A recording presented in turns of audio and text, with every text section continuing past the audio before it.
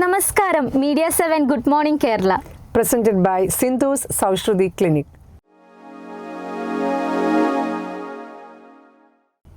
മേഘ, ഇന്ന് ഒരു special day ആണ്. Any clue? എൻ്റെ അറിവിൽ ഇന്ന് ഇന്റർനാഷണൽ ചെസ് ഡേ ആയിട്ടാണ്. കറക്റ്റ് ആണ്, ഇന്റർനാഷണൽ ചെസ് ഡേ ആണ്. നമുക്ക് അറിയാം, ചെസ് കളിക്കുന്ന ഒരുപാട് താരങ്ങൾ, ഭയങ്കര ഫേമസ് ആയ താരങ്ങൾ. അതെ അതെ, നമ്മുടെ വിശ്വനാഥ് ആനന്ദ്, ഗുകേഷ്, പിന്നെ റീസെൻ്റ്ലി ഇതായിട്ട് പ്രഗാനന്ദ. ഇപ്പോൾ അവരൊക്കെ ഒരു ഇൻസ്പിറേഷനാണ് നമുക്ക്. അതിനോടൊപ്പം തന്നെ ഇന്നൊരു വേറൊരു സ്പെഷ്യൽ ഡേയും കൂടിയുണ്ട്. അതായത് മനുഷ്യൻ ആദ്യമായി ചന്ദ്രനിൽ മൂണിൽ കാല് കുത്തിയ ദിവസം. നീൽ ആംസ്ട്രോങ്ങും ടീമും. യെസ്, നീൽ ആംസ്ട്രോങ് ഒരു ഗ്രൂപ്പ് ഓഫ് ഒരു ടീമാണ്, 6 മെമ്പേഴ്സ് ഉള്ള ഒരു ടീം. പക്ഷെ നമുക്ക് എല്ലാവർക്കും കൂടുതൽ അറിയുന്നത് നീൽ ആംസ്ട്രോങ് ആണ്. ഇയർ അറിയോ, ഏത് ഇയർ ആണെന്ന്? 1969. യെസ്, കറക്റ്റ് ആണ്. 1969 ജൂലൈ 20th. അപ്പോൾ നമ്മൾ ഇന്ന് മൂൺ ഡേ ആയിട്ട് സെലിബ്രേറ്റ് ചെയ്യാം. നമ്മൾ കഴിഞ്ഞ എപ്പിസോഡിൽ പറഞ്ഞ പോലെ സ്നേക്ക് ഡേ, ചെറി ഡേ, അപ്പോൾ അതുപോലെ മൂണിനും ഒരു ദിവസം അല്ലേ? ഓക്കെ, നീവേ നല്ലൊരു ഇൻഫോർമേഷൻ ആണ് അല്ലേ? കുട്ടികൾ അറിയാത്തവരുണ്ടെങ്കിൽ ഇതെല്ലാം അറിഞ്ഞിരിക്കട്ടെ. Yes, absolutely correct. അപ്പോൾ നമുക്ക് ഇന്നത്തെ ഗുഡ് മോർണിംഗ് കേരളം സ്റ്റാർട്ട് ചെയ്യാം. അതെ, ഇപ്പോൾ നമ്മുടെ ലൈഫിൽ കുറേ സാധനങ്ങൾ നമ്മൾ യൂസ് ചെയ്യുന്നുണ്ട്. അതിലൊന്നും ഒഴിച്ചുകൂടാൻ പറ്റാത്തതായിട്ടൊരു വസ്തുവാണ് ഈ പേസ്റ്റ് എന്ന് പറയുന്നത്. പലതരത്തിലും പല ഫ്ലേവേഴ്സ്, പല കളറുകളിലൊക്കെ ഇപ്പോൾ ലഭ്യമാണ് നമ്മുടെ മാർക്കറ്റിങ്ങിൽ. അതെ അതെ അതെ. പിന്നെ അതുപോലെ ടൂത്ത്, ഇപ്പോൾ നമ്മൾ പറയാം എന്താണ്, വൈറ്റനിങ് പേസ്റ്റ് അല്ലെ, ടീത്ത് വൈറ്റനിങ് പേസ്റ്റ്. ഇപ്പം നമ്മളതൊക്കെ മാർക്കറ്റിൽ ഇറങ്ങുമ്പോൾ നമ്മൾ വെക്കും ഇതൊക്കെ സത്യമാണോ, തേക്കുമ്പോൾ ട്രൈ ചെയ്ത് നോക്കണം, വെളുക്കുന്നുള്ളൊരു വിശ്വാസത്തിൽ നമ്മൾ ഇതെല്ലാം പോയിട്ട് മേടിക്കാറുണ്ട്. അതെ അതെ. അപ്പോൾ അത്തരത്തിലുള്ളൊരു നമ്മുടെ ഇന്ത്യയിലെ തന്നെ ആദ്യത്തെ പേസ്റ്റാണ് ഈ 4 hands എന്നുള്ള പേസ്റ്റ്. അപ്പോൾ 4 hands നമുക്ക് ഇതിനെക്കുറിച്ച് വലിയ അറിവില്ല, കാരണം നമ്മൾ വന്നപ്പോൾ മുതൽ ഈ കോൾഗേറ്റ്, ക്ലോസപ്പ് അങ്ങനത്തേക്കുള്ള ബ്രാൻഡാണ് നമ്മൾ യൂസ് ചെയ്തുകൊണ്ടിരിക്കുന്നത്. ഈ ബ്രാൻഡിനെ കുറിച്ച് നമുക്കൊന്ന് അറിഞ്ഞിട്ട് വരാം. ഇന്ത്യയിലെ ആദ്യത്തെ ടൂത്ത് പേസ്റ്റ് ബ്രാൻഡ് ഏതാണെന്ന് അറിയാമോ? പേസ്റ്റ് നിറമില്ലാത്തതും മധുരരഹിതവുമാകുമോ? തീർച്ചയായും. 1960കളിൽ ജീവിച്ചിരുന്ന ആരോട് ചോദിച്ചാലും ഇന്ത്യയിലെ ഏറ്റവും പഴയ ടൂത്ത് പേസ്റ്റ് ബ്രാൻഡിനുള്ള പേര് 4 hands എന്നതായിരുന്നു.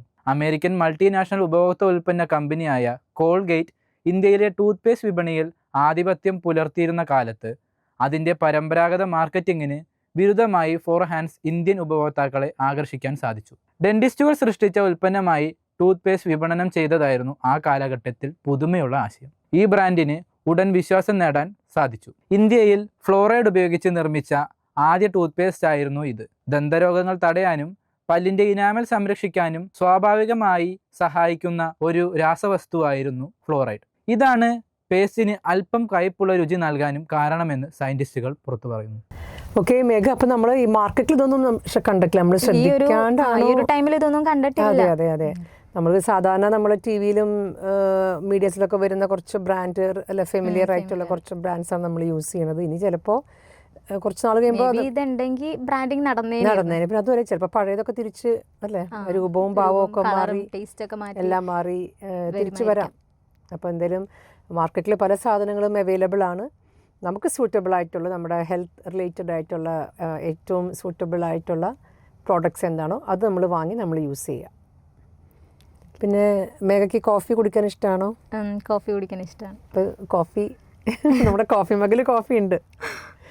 ഓക്കെ, എനിക്കും ഇഷ്ടമാണ് കോഫി കുടിക്കാൻ. എനിക്ക് ബ്രൂ ആണ് കൂടുതലിഷ്ടം. ഞാനും കൂടുതലും യൂസ് ചെയ്യാറ് ബ്രൂ ആണ്. ഓക്കെ, പിന്നെ പല ബ്രാൻഡുകളും പേരുകളൊക്കെ ഉണ്ടല്ലേ. ഇപ്പം എനിക്ക് തോന്നുന്നു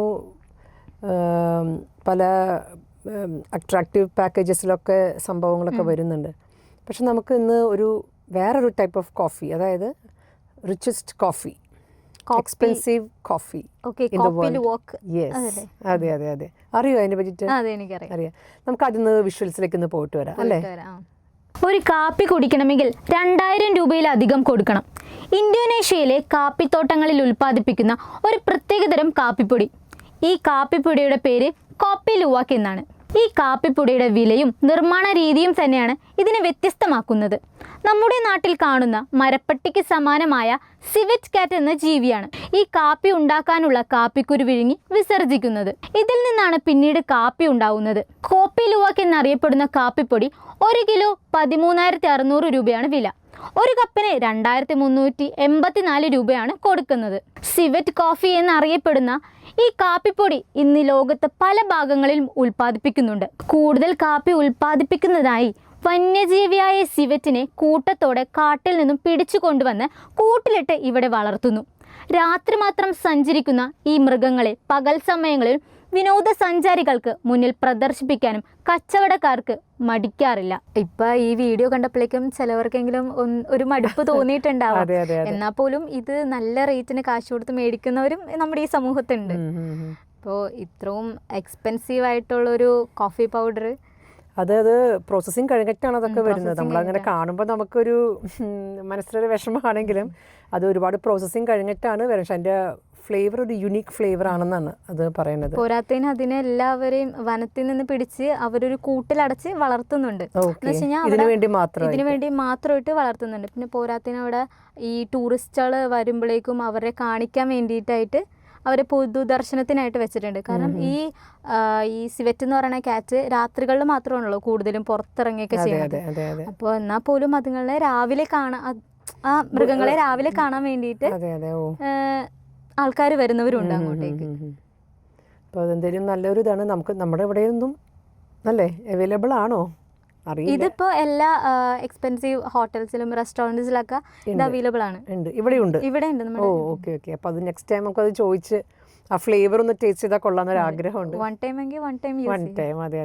പക്ഷെ ആ ചിത്രങ്ങളൊക്കെ മനസ്സിൽ പോട്ടെ, ബാക്കി അതിൻ്റെ യുണീക്ക് ഫ്ലേവർ മാത്രം ഓർത്തിട്ട് നമുക്കൊന്ന് ട്രൈ ചെയ്യാം. ചേച്ചിക്ക് ഈ പോർച്ചുഗീസുകാർ നമ്മുടെ നാട്ടിൽ വന്നപ്പോഴേക്കും ഒരു കൂട്ടം മനുഷ്യരെ കൊണ്ടുവന്ന ഒരു സ്റ്റോറി അറിയോ? സ്റ്റോറി നമ്മൾ കുറേ ഇൻസിഡൻസ് നമ്മൾ ഹിസ്റ്ററി ബേസ്ഡ് നമ്മൾ കണ്ട സ്ലേവ്സ് ആയിട്ട് അല്ലേ, നമ്മളെ മനുഷ്യരെ സ്ലേവ്സ് ആക്കി ഉപയോഗിക്കുന്നു, അങ്ങനത്തെ ഇതൊക്കെ നമ്മൾ ഹിസ്റ്ററി ഒക്കെ പഠിച്ചിട്ടുണ്ട്.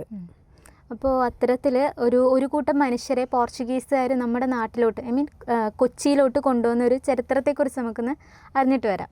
ഓക്കെ. ചുരുട്ടും വലിച്ച് കാപ്പിരി മുത്തപ്പൻ കൊച്ചിക്ക് കാവൽ. മുത്തപ്പൻ തറയിൽ കള്ളും ചുരുട്ടും കോഴിയും കൊടുത്ത് പ്രീതിപ്പെടുത്തി നിധി മോഹിച്ചവരെത്ര. എന്തിനാണ് ഇപ്പോഴും കാപ്പിരിയെ ആരാധിക്കുന്നത്? ആരാണ് ഈ കാപ്പിരി മുത്തപ്പൻ? പോർച്ചുഗീസ് ഭരിച്ച കാലത്ത് കൊന്നും വെട്ടിപ്പിടിച്ചും പലതും നമ്മളിൽ നിന്നും കൊള്ളയടിച്ചു. കണക്കില്ലാത്ത സമ്പാദ്യങ്ങളായിരുന്നു അവരുടെ കൈവശം. അങ്ങനെയിരിക്കെ ഒരു നാൾ തെക്കൻ ആഫ്രിക്കയിൽ നിന്നും വില കുറഞ്ഞ് ഒരു കൂട്ടം മനുഷ്യരെ പോർച്ചുഗീസ് വാങ്ങിച്ചു. അവരുടെ വള്ളപ്പണിക്കും കപ്പലിന്റെ തണ്ട് വലിക്കാനുമായി. ഇവർ പറയുന്നതെല്ലാം അനുസരിച്ച ഒരു പാവം അടിമക്കൂട്ടങ്ങൾ. അവരാണ് കാപ്പിരികൾ. പോർച്ചുഗീസുകാർ വെട്ടിപ്പിടിച്ചതെല്ലാം കുമിഞ്ഞു കൂടിയതോടെ പല രാജ്യക്കാരും കേരളത്തിലേക്ക് വരാൻ തുടങ്ങി. 17-ാം നൂറ്റാണ്ടിൽ ഡച്ചുകാരുടെ കടന്നുവരവ്. അങ്ങനെ ഇവിടുന്ന് കടത്തിയ ചരക്കുകൾ പലതും അവർക്ക് തിരിച്ചു കൊണ്ടുപോകാൻ പറ്റാതെയായി. പോർച്ചുഗീസുകാരുടെ ജീവന് മാത്രം വില കൽപ്പിച്ചു. അടിമകളെ കാവൽ നിർത്തി. വെറും ഒരു കാവലല്ല, നിധി കുഴിച്ചിടങ്ങളിലെല്ലാം കാപ്പിരികളുടെ തലയില്ലാത്ത ജഡങ്ങളും ഉണ്ടായിരുന്നു. ഇവർക്ക് വേണ്ടി മരിക്കും വരെ പണിയെടുക്കാനായിരുന്നു ഇവരുടെ ജീവൻ മാറ്റിവെച്ചത്. അത് തന്നെ അവസാനം അനുസരിച്ചു. പ്രേതമായാലും തന്റെ നിധികൾ കാക്കാമെന്ന് ഉറപ്പു നൽകി. തന്റെ യജമാനന്റെ തിരിച്ചുവരവും പ്രതീക്ഷിച്ച് ഇന്നും നമ്മുടെ ഫോർട്ട് കൊച്ചിയിൽ കാപ്പിരിമുത്തപ്പന്റെ കാവലുണ്ട്. ഇപ്പോഴും നമ്മൾ ഈ കാപ്പിരിമുത്തപ്പനെ ആരാധിക്കാറുണ്ട്. ഈ കാപ്പിരിമുത്തപ്പനെ നേർച്ച വെക്കുന്നത് ഈ ഇറച്ചി, കള്ള്, ചുരുട്ട് ഇങ്ങനത്തേക്കുള്ള സാധനങ്ങൾ വെച്ചിട്ടാണ് നമ്മൾ ആഗ്രഹങ്ങൾ പ്രാർത്ഥിക്കുന്നത്. ഇപ്പം എന്തെങ്കിലുമൊക്കെ കാണാതെ പോയാലോ, നമുക്ക് എന്തെങ്കിലും വേണമെന്ന് ആഗ്രഹം പറഞ്ഞാലോ സാധിച്ചു തരുന്നുള്ളൊരു വിശ്വാസം അവിടുത്തെ ഉള്ള ജനങ്ങൾക്കുണ്ട്. കാപ്പിരി എന്ന് പറയുമ്പോൾ തന്നെ നമുക്ക് നമ്മളെപ്പോഴും പറയില്ല, നീഗ്രോസിനെ എപ്പോഴും കാപ്പിരി നല്ല പൊക്കവും നല്ല ശരീരമൊക്കെ ഉള്ള ഒരാൾക്കാരായിരുന്നു ഇവര്. അപ്പൊ അവർക്ക് പക്ഷെ എന്നാൽ പോലും ഇപ്പോഴും ഇവിടുത്തെ ആൾക്കാർ കരുതണത് ഈ കാപ്പിരികളൊക്കെ ഈ നാട്ടിൽ തന്നെ ഉണ്ട്, പോയിട്ടില്ല, വിളിച്ച കേൾക്കും എന്നുള്ളൊരു വിശ്വാസം. ഇപ്പൊ ഒരു ദൈവത്തിന്റെ ഒക്കെ പോലെയാണ് അവര് ആരാധിച്ചുകൊണ്ടിരിക്കുന്നത്. അപ്പോൾ അതൊരു എനിക്കൊരു പുതിയ ഇൻഫർമേഷനാണ്. നമ്മൾ ഫോർട്ട് കൊച്ചിയൊക്കെ നമുക്കറിയാമല്ലേ, ഫോർട്ട് കൊച്ചി മട്ടാഞ്ചേരിയും ടൂറിസ്റ്റ് പ്ലേസ്. അതെ. പിന്നെ ഈ ബ്രിട്ടീഷ് അവരുടെയൊക്കെ കൂടുതൽ അധിനിവേശവും ഭരണങ്ങളും അല്ലേ ഒക്കെ നടന്ന ഏരിയാസൊക്കെയാണ് ഇതൊക്കെ. അപ്പോൾ എന്തായാലും ഇങ്ങനെ ഒരു സ്റ്റോറി ഉള്ളത് എനിക്ക് പറഞ്ഞു തന്നതിൽ ഒരുപാട് താങ്ക് യു. പിന്നെ മേഘ, നമ്മുടെ ഇപ്പോൾ വിഭജികയുടെ ഒരു പ്രശ്നമൊക്കെ തീർന്നിട്ടില്ല, എന്നാലും അത് നടന്നുകൊണ്ടിരിക്കുന്നു. ആ ഒരു വിഷമത്തിൽ നമുക്ക് എന്താ പറയുക, സ്ത്രീകളായിട്ടുള്ള ഒരാൾക്കും അല്ലേ അതിനൊരു പരിഹാരം എന്തായിരിക്കും, അല്ലെങ്കിൽ അതിന് ആ അമ്മയ്ക്ക് നീതി കിട്ടുമോ, ആ വിഭജിക്കയ്ക്ക് നീതി കിട്ടുമെന്നൊന്നും നമുക്ക് പറയേണ്ട ഒരു അവസ്ഥയിലായിട്ടില്ല. അത് വല്ലാത്തൊരു ദുഃഖമാണ്. പക്ഷെ അതൊക്കെ ഈ ഡൗറി ആയിട്ട് റിലേറ്റഡ് അല്ലേ? സ്ത്രീധനമായിട്ടാണ് ഇപ്പോൾ കൂടുതലും ഇതേപോലെയുള്ള ആത്മഹത്യകൾ നടക്കുന്നത്. നമ്മൾ കാര്യം ഡൗറി കൊടുക്കാൻ പാടില്ല, വാങ്ങാൻ പാടില്ല എന്നൊക്കെ പറഞ്ഞാലും ഇതൊക്കെ എന്താ പറയുക രഹസ്യമായിട്ടും നടക്കുന്നുണ്ട് ഇല്ലേ? കാര്യം പുറത്തേക്ക് പറയാൻ വിഷമമാണെങ്കിലും പക്ഷേ പാരൻസിൻ്റെ ഉള്ളിൽ ഇപ്പോഴും ഒരു ബിലീഫാണ് അത് കൊടുക്കണം, അതൊരു നോമായിട്ട്. സ്ത്രീധനമായിട്ട് കൊടുത്തില്ലെങ്കിലും കുട്ടിക്കെന്നുള്ള ഒരു രീതിക്ക് കൊടുക്കണം എന്ന് അവർക്കൊരു ആഗ്രഹമുണ്ട്. പക്ഷേ അത് പുരുഷന്മാരുടെ ഭാഗത്ത് നിന്ന് നോക്കുമ്പോഴേക്കും അതൊരു സ്ത്രീധനമായിട്ട് അവർ കണക്കാക്കും. അതില് കുറഞ്ഞു പോയാലും കൂടിപ്പോയാലും എല്ലാത്തിനും ഇപ്പൊ തെറ്റുകൾ കണ്ടുപിടിക്കുകയാണ്. നമ്മളെപ്പോഴും പറയുന്നത് സ്ത്രീ തന്നെയാണ് ധനം. അതിനിപ്പോൾ ഒരു സ്പെഷ്യൽ ഇപ്പോൾ ആ ഒരു സ്ത്രീധനം കൊടുക്കുമ്പോൾ തന്നെ ആ പേരൻസ്, ആ അച്ഛനും അമ്മയും എന്തുമാത്രം കഷ്ടപ്പെട്ടിട്ടാണ് ആ ഒരു മകളെ കെട്ടിച്ച് അല്ല ഒരു വിവാഹ ജീവിതത്തിലേക്ക് എത്തിക്കുന്നത് തന്നെ ഒരുപാട് കഷ്ടപ്പെട്ടിട്ടാണ്. പിന്നെയും അത് കൂടാതെ ഡൗറി ചോദിക്കുക, ധനം കൊടുക്കുക, അല്ലെങ്കിൽ ഇത്ര സ്വർണം കൊടുക്കുക എന്നൊക്കെ പറയുന്നത് നമുക്ക് അത് അക്സെപ്റ്റ് ചെയ്യാനും ബുദ്ധിമുട്ടാണ് അല്ലേ? ഇപ്പം നമുക്ക് ഡൗറിനെ പറ്റിയിട്ടൊന്ന് കേൾക്കാം. സ്ത്രീധനത്തിനെതിരെ പോർട്ടലിലൂടെ പരാതി നൽകാം, ആവർത്തിക്കുന്ന ദുരന്തങ്ങൾ ഒഴിവാക്കാം. വിസ്മയുടെയും ഉത്തരയുടെയും കഥകൾ കേരളത്തിൽ എല്ലാ വർഷവും ആവർത്തിക്കപ്പെട്ടുകൊണ്ടേയിരിക്കുന്നു. പ്രബുദ്ധ കേരളത്തിൽ വിവാഹിതരായ പെൺകുട്ടികളുടെ ജീവനെടുക്കുന്ന സ്ത്രീധന പീഡന കഥകളുടെ പശ്ചാത്തലം മാത്രമാണ് മാറുന്നത്. ഓരോ വർഷവും ശരാശരി 10 പെൺകുട്ടികൾക്കാണ് സ്ത്രീധന പീഡനത്തിൻ്റെ പേരിൽ ഇവിടെ ജീവൻ നഷ്ടമാകുന്നത്. കുറ്റക്കാർക്കെതിരെ നടപടികൾ ശക്തമാകുമ്പോഴും പലയിടത്തും സംഭവത്തിൻ്റെ പേരിൽ നവവധുക്കളുടെ ജീവിതം തകരുകയാണ്. വിദ്യാസമ്പന്നരായ യുവാക്കൾ പോലും സ്ത്രീധനത്തിൻ്റെ പേരിൽ ഭാര്യയെ ശാരീരികമായി ആക്രമിക്കുകയും കൂടുതൽ പണം, വസ്തു ആവശ്യപ്പെടുകയും ചെയ്യുന്ന സമൂഹമായി നമ്മൾ തരം താഴുന്നു. ഉന്നത വിദ്യാഭ്യാസം നേടി സ്വന്തം കാലിൽ നിൽക്കാൻ പ്രാപ്തിയുള്ള പെൺകുട്ടികൾക്കാണ് ഭദ്രവീട്ടിലെ പീഡനങ്ങളിൽ ജീവൻ നഷ്ടപ്പെട്ടു പോകുന്നത്. പൊള്ളയായ ദുരഭിമാനം കാരണം എന്തു ത്യാഗം സഹിച്ചും കുടുംബജീവിതം മുന്നോട്ട് കൊണ്ടുപോകാൻ പലരെയും പ്രേരിപ്പിക്കുന്നു. നിലവിൽ കേരളത്തിലെ കുടുംബ കോടതികളിൽ 100,000-ത്തിലധികം കേസുകളാണുള്ളത്. എന്നാൽ കേരളത്തിലെ സ്ത്രീധന പീഡന കേസുകളെക്കുറിച്ചോ ഭർത്തൃവീട്ടിലെ ആക്രമങ്ങളുടെ പരാതികളെക്കുറിച്ചോ കൃത്യമായ കണക്കുകളും രേഖകളും വനിതാ കമ്മീഷനിൽ പോലും ലഭ്യമല്ല. ഓക്കെ, അപ്പോൾ നമ്മളെല്ലാവരും സ്ത്രീകളെല്ലാവരും ഒറ്റക്കെട്ടായി നിൽക്കണം എന്നാണ് എനിക്ക് തോന്നുന്നത്. കാരണം നമ്മൾ തന്നെ അതിന് മുൻകൈയെടുത്ത് ഇതെങ്ങനെ സ്റ്റോപ്പ് ചെയ്യണമെന്ന് നമ്മൾ ആലോചിക്കണം അല്ലേ? ഒരിക്കലും അവിടെ സ്ട്രഗിൾ ചെയ്ത് നിൽക്കേണ്ട ഒരു ആവശ്യം വരുന്നില്ല.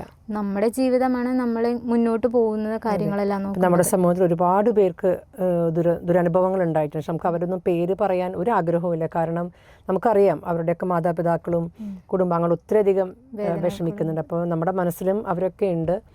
അപ്പോൾ അവരുടെയൊക്കെ ആത്മാക്കൾക്ക് അല്ലേ, അവർക്ക് നിത്യശാന്തി ലഭിക്കട്ടെ. അത് നമ്മളെ പ്രാർത്ഥനയിൽ അവരെ ഓർക്കുക. പിന്നെ ഇനി ഒരു ഇതേപോലെ ഒരു മരണം ഒരു അനുഭവം ആർക്കും വരരുത്. നമ്മൾ സ്ത്രീകൾക്ക് ഇപ്പോൾ ഒരുപാട് പേർക്ക് വിദ്യാഭ്യാസം ഉള്ളവരാണ്, നമ്മൾ ഒരുപാട് എഡ്യൂക്കേറ്റഡ് ആയി, പണ്ടത്തെ പോലെയൊന്നുമല്ല. അപ്പം നമ്മൾ നോ പറയേണ്ട സ്ഥലങ്ങളിൽ നോ പറയാൻ പഠിക്കണം അല്ലേ? ഇതേപോലെയുള്ള കേസുകൾ നടക്കണോണ്ട് തന്നെ ഇപ്പോഴത്തെ സമൂഹത്തിലുള്ള ആരും ഭയപ്പെടേണ്ട കാര്യമില്ല. സ്ത്രീകൾക്ക് ജോലി ചെയ്യണം, ഇൻഡിപെൻഡൻ്റ് ആയിട്ട് നിൽക്കണം, വിവാഹത്തിലോട്ടൊന്നും താല്പര്യമില്ല. വിവാഹം എന്നുള്ള രീതി ഒരു കുറഞ്ഞു വന്നുകൊണ്ടിരിക്കുന്ന ഒരു ടൈം കൂടിയാണ്. കാരണം ഇതേപോലെയുള്ള സ്ത്രീധനത്തിൻ്റെ കേസും ഈ ഭർത്താവിൻ്റെ വീട്ടിൽ നിന്നും അവരുടെ ഫാമിലിയിൽ നിന്നും കിട്ടുന്ന അനുഭവങ്ങൾ കൊണ്ടായിരിക്കണം. പിന്നെ ഒരു റീസൺ ഇത് പറഞ്ഞാൽ ചിലപ്പോൾ ഇത് പുറം ലോകം അറിയും ഇങ്ങനെ പ്രോബ്ലംസ് നടക്കുന്നത്. അയൽപ്പക്കത്തുള്ളവരറിയും, അല്ലെങ്കിൽ സ്വന്തം പേരൻസിന് ഒരു വിഷമം, വീട്ടുകാർക്ക് വിഷമം. അതൊക്കെ സഹിച്ചു നിൽക്കേണ്ട ഒരു കാര്യവുമില്ല. നമ്മുടെ വീട്ടിലേക്ക് നമുക്ക് തിരിച്ചു വരാം. ആര് തന്നെയായാലും എന്ത് സംഭവിച്ചാലും ധൈര്യമായിട്ട് നമ്മൾ നമ്മുടെ വീടുകളിലേക്ക് തിരിച്ചു വരിക, തുറന്ന് സംസാരിക്കുക. അതിന് വേണ്ട ഗൈഡൻസ് എവിടെ നിന്നാണോ വേണ്ടത് അവിടേക്ക് നമ്മുടെ ഹെൽപ്പ് നമ്മൾ ചോദിക്കുക, ധൈര്യമായി മുന്നേറുക. അപ്പോൾ നമുക്ക് തോന്നുന്നു നമുക്ക് ഇന്നത്തെ എപ്പിസോഡ് നമുക്ക് വൈൻഡപ്പ് ചെയ്യാൻ സമയമായി. സിന്ധൂസ് സൗശ്രുതി ക്ലിനിക്കിൻ്റെ ഇന്നത്തെ ഗുഡ് മോർണിംഗ് കേരളം ഇവിടെ അവസാനിക്കുന്നു. അപ്പോൾ മറ്റൊരു എപ്പിസോഡുമായി നമുക്ക് വീണ്ടും കാണാം.